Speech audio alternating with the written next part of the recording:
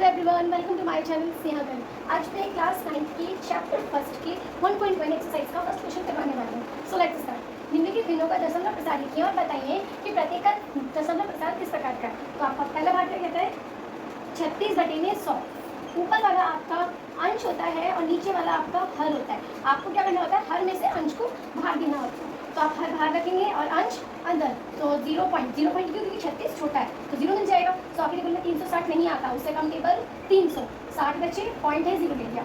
100 के टेबल में 600 आता है 6 बारी में, ये पूरा पूरा आपका कट जाएगा। तो यानी कि आपका शांत है, जो पूरा पूरा कट जाए वो आपका शांत होगा। Next part.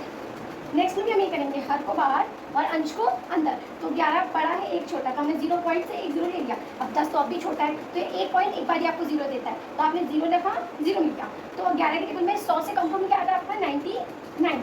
फिर आपका 1 बचा, पॉइंट है 0 ले लेंगे, 0। अब 1 पॉइंट 1 0 ले देगा, तो हमने एक और 0 लगाया, फिर 0 मिल गया। 11 के टेबल में 100 से कम 99 तो 1।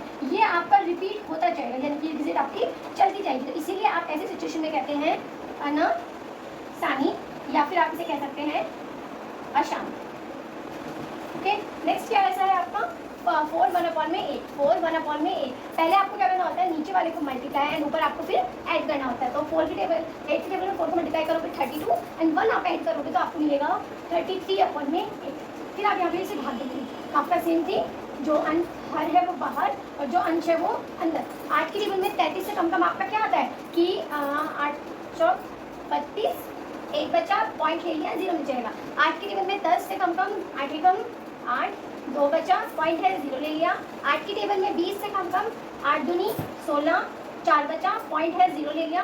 8 की टेबल में 40 से कम 40 आता है, तो यानी 8 पंजे 40। ये हो गया पूरा पूरा क्रॉस, यानी कि डिजिट रुक चुकी है, तो इसको हम कहेंगे शांत। Thank you.